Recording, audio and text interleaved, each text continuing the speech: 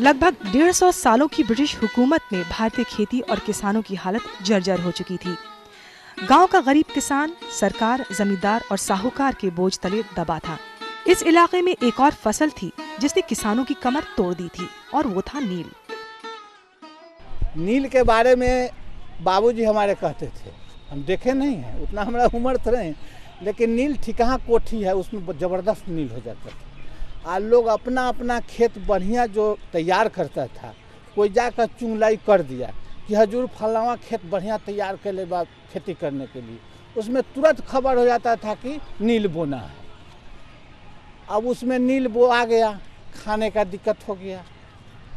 2 महीना का लोग बाद बाकी मोटी से कीन कर किसी तरह महुआ का लट्टा वगैरह खा करके अच्छे अच्छे खेत में नील बोआ देते थे। और जहाँ दहनार था वो बजने वाला नहीं था, उसमें हम लोग के खानदान खेती करता था, नीच जमीन में जिसमें कुछ नहीं होता था। यही है नील का पौधा। महात्मा गांधी ने अपनी जीवनी में कहा है कि चंपारण आने से पहले उन्हें ये नहीं मालूम था कि नील की खेती भी होती है, नील का पौधा कैसा नजर आता है। 1917 के पहले चंपारण में जो नील्हे कोठी बने, तो नील्हे कोठी वालों ने नील की खेती करना शुरू किया और किसानों से जोर जबरदस्ती करके वो अधिक से अधिक मुनाफा लेने के लिए इसको करते रहे, जिसके उनके अत्याचार बाद में रूपरिया के अत्याचार अनाचार बढ़ने लगा। उस पर घनघोर विरोध हुआ, लेकिन आवाज़ धीमी थी तो राजकुमार शुक्ल ने इस आवाज़ को बुलंद किया और ये जा करके महात्मा गांधी को बुला करके ले आए।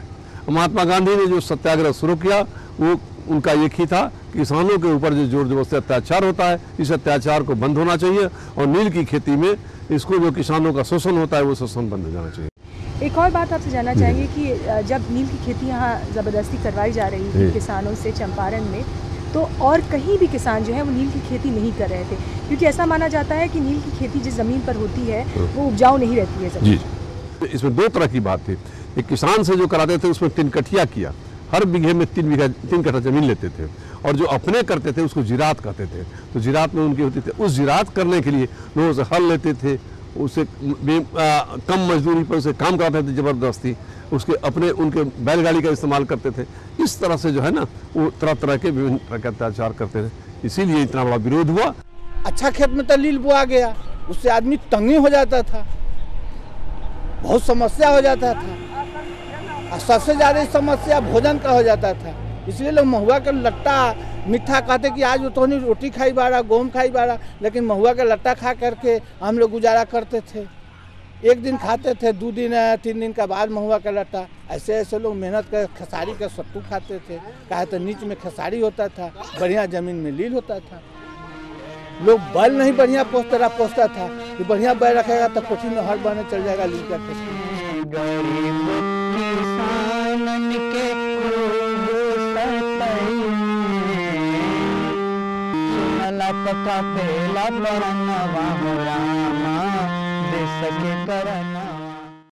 ब्रिज बाबू, अपने पीछे इतनी खूबसूरत हम झील देख रहे हैं, कहते हैं चंपारण में 19 झीलें हैं और लगभग सभी पर जो है अंग्रेजों ने अपने बंगले बनाए, अपनी कोठियां बनाई हुई हैं। ऐसा है कि ये नील वाले जितने अंग्रेज थे कोठी वाले, ये नील की खेती करते हैं। नील को बनाने के लिए इनके जो प्लांट थे उसमें काफ़ी पानी की जरूरत पड़ती है। हमेशा ये नील जहाँ पर नील झील है, झील के पास ही अपनी नील की कोठी बनाते थे, इसलिए ताकि इनको पर्याप्त रूप में पानी मिल सके और काफ़ी अपने काम को ठीक से सरल रूप से कर सके। किसान क्यों परेशान थे? कहते थे कि नील की खेती करने से जो ज़मीन थी वो बंजर हो जाती थी। बंजर रहते, वो जो जिसमें नील की खेती होती थी वो आगे खेती के लिए बड़े उपजाऊ नहीं रहते थे, वो बंजर हो जाते थे, तो इसके लिए वो विरोध करते थे। दूसरा कि उसकी कीमत बहुत कम दी जाती थी, जितना उनका लागत था उसका वो जैसा कि 10% भी उनकी मजदूरी नहीं मिलती थी, इसलिए उनका विरोध होता था कि हमको कम से कम लागत भी तो दीजिए। तो सुरेश जी, आपसे जानना चाहेंगे कि आपके फादर जो थे वो यहाँ पे नील की कोठी में काम करते थे जी। क्या करते थे? वो सिपाही के दरबान के काम करते थे जी। और उस वक्त जब किसान पे बहुत अत्याचार होता था, ऐसा हम लोग सुने, क्या कैसे अत्याचार होता था? अत्याचार ना, हाथ गोड़ बांध कर धूप में बिक देते। हम लोग कहते सर मजदूरी दीजिए, अत नहीं हम नहीं देके जाओ, ऐसे काम करने जाओ, न भी जाएंगे तभी सीने पर काट कहेंगे लाद देते। यही मेरे पिताजी कहते थे, ऐसे ऐसे कहानी अंग्रेज करते थे। गांधी जी हिंदू मुस्लिम एकता के प्रतीक थे। आजादी की लड़ाई में सभी धर्म और संप्रदाय के लोगों ने गांधी जी के कंधे से कंधा मिलाकर संघर्ष किया और इसी भाईचारे की मिसाल है बतख मियाँ का ये मजार। गांधी बाबा, जैसा कि बिहार में महात्मा गांधी को प्यार से बुलाया जाता है, हिंदू मुस्लिम भाईचारे के भी प्रतीक थे। भारत की आजादी में मुसलमान भाइयों ने भी कंधे से कंधा मिलाकर उनका साथ दिया, लेकिन जितना वो मुसलमानों से प्यार करते थे, मुसलमान भाई भी उनसे उतना ही प्यार करते थे। हम लोग इस वक्त बतख मियाँ के मजार पर हैं। इसके पीछे क्या कहानी है, आइए जानते हैं। जब महात्मा गांधी मोतिहारी आए तो ये प्रजापति आश्रम है, उसमें बंजरिया पंडाल के नज़दीक, वहाँ से उन्होंने अपनी सत्याग्रह शुरुआत की। बतख मियाँ उनके साथ हो लिए, क्योंकि इनके दिल में ज़रूर था कि हम देश की हमारी देश आज़ाद हो। हम आज़ादी के दीवाने थे लोग। और उसके बाद वाकया यह है कि जेल में जो महात्मा गांधी बंद थे, बतख मियाँ भी उसमें थे। किसी तरह अंग्रेज जहर देने की कोशिश की गई दूध में। बतख मियाँ चूँकि बावर्ची थे, उनकी खाना बनाते थे महात्मा गांधी की, सिर्फ महात्मा गांधी वगैरह की खाना बनाते थे। उनको मालूम हो गया कि इसमें दूध में जहर देकर डाला गया है, और आज हमारे स्वतंत्रता संग्राम सेनानी के जो अग्रणी दूत हैं महात्मा गांधी, उनकी मौत हो जाएगी। उन्होंने उनको बचा दिया और दूध नहीं पिए।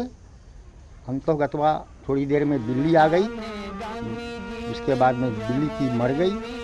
सब कोई जान गए कि इसमें जहर देने की कोशिश की गई है।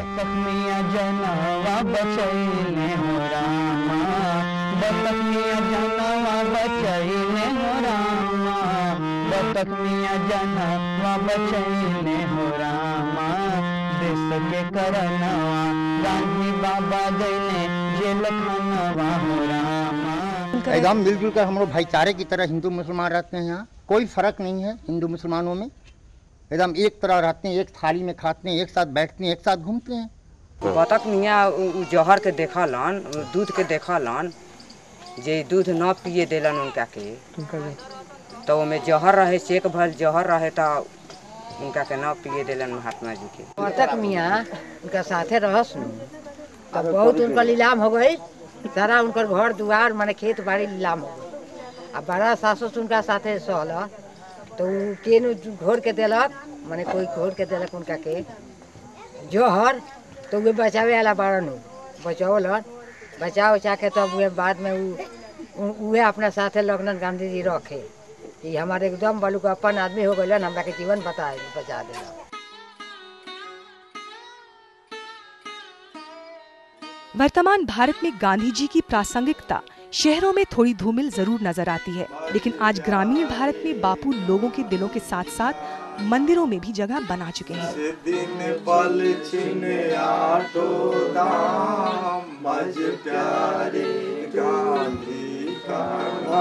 आज पूरा विश्व उनको मान रहा है, सारा विश्व गांधीवाद गांधीवाद शांति शांति चिल्ला रहा है। सबों की शांति की आवश्यकता है।